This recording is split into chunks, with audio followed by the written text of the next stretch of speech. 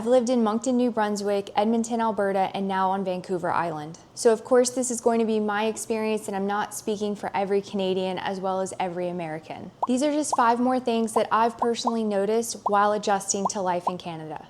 The first thing is saying sorry, or sometimes I hear sorry. I know that it's a classic stereotype for Canadians, but I did notice it fairly quickly right after moving here. And in fact, Cody and I were talking about it because he's Canadian. I thought he was just a really apologetic person. And I didn't even connect the two, and even to this day, we just talked about, he would say sorry a lot, and I'm like, you don't have to say sorry. For me, an apology is an apology, and so I equaled the two, and I was still even doing it to this day and not realizing that it's said so much. So for example, in Canada, you can say sorry when you're actually sorry. You can say sorry when you need to get by someone. You can say sorry if you didn't hear them correctly. And for me, all of those have very different responses when I say them to other people. For example, if I do need to scooch past someone, I'll say, oh, excuse me. I've seen in my comment section that Canadians can find excuse me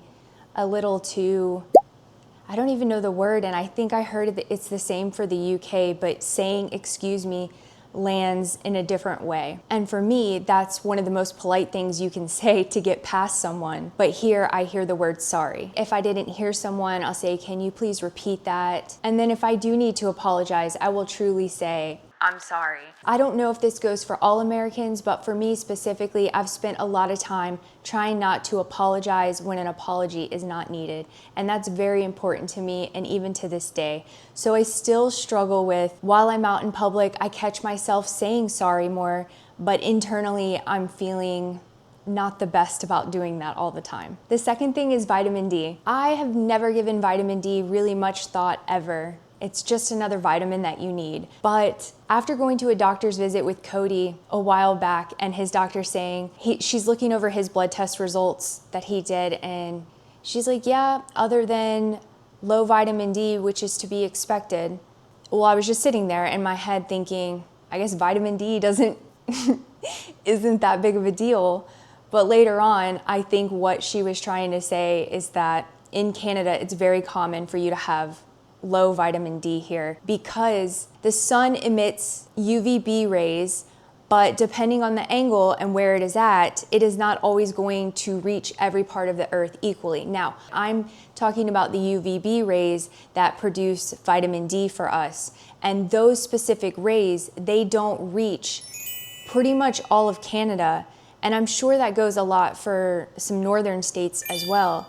But I've always lived in the South. I've never even thought of not getting vitamin D. I knew about the depression part. I knew that if you weren't seeing the sun regularly, but I didn't know that in the wintertime, if you go outside and you get lots of sun, you're most likely not getting UVB rays. So because of that, in Canada in the winter, it's really important to take a vitamin D supplement. Now you can get vitamin D from other foods, but you have to eat those in heavy quantities, and it doesn't really make a lot of sense. And I thought that Cody would tell me that I needed vitamin D. But he actually didn't even know.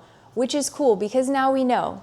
The third thing is figuring out what is actually expensive. In my last video, I talked about how taxes were a part of that, but there's a little bit more to it. When I first moved here, I had to keep reminding myself that the price is higher because it is Canadian dollars. I would look at something and I would be like, there is no way I'm paying that much for that. And for bigger purchases, say anything over $50, I would pull out a currency converter and break it all down. For me, I had to see what that price was in USD because my brain is still running on USD default. So sometimes some things were actually more expensive, but sometimes it just looks more expensive because I haven't adjusted to the currency yet. And the total at the checkout can feel different than what my brain expects. But now, that doesn't really cross my mind in the same way. I have a better gut feeling for what things cost here. That has taken a lot of the extra brain energy and stress out of my daily life. The fourth thing is how much regional identity matters, especially when Quebec comes up. Before living here, I knew that Quebec was both culturally and linguistically different, but I really didn't understand how much tension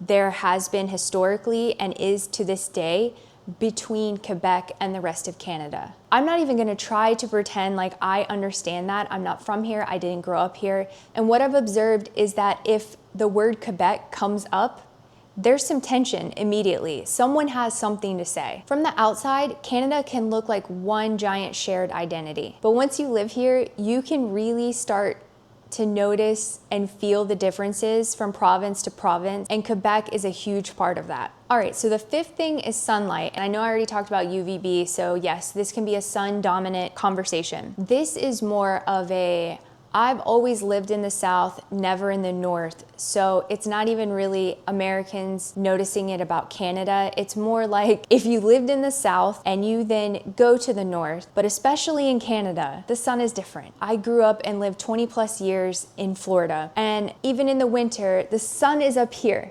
The sun goes above your head. It had to have been months past until I realized that when you're in Canada in the winter time, the sun basically makes like a high circle around you. So it's always at an angle. And for me, I can't tell you how weird it is that the sun doesn't go all the way up. And yes, I understand the reasons for that, but I didn't recognize what I was experiencing in the moment, which I think made it funny, made it special. But yeah, so in Canada, the sun doesn't go all the way above your head in the winter time, actually for a large part of the winter. The only reason I actually noticed this is because we had lived in an apartment where we had windows on two sides, and basically the sun would be in my eyes all day with the sun, because it would never, I mean, it would eventually, but it was for a short period of time that it'd go up above where it wasn't like darting me in the eye. If there's any kind of like storm or something coming in, because the sun starts setting at 2 p.m.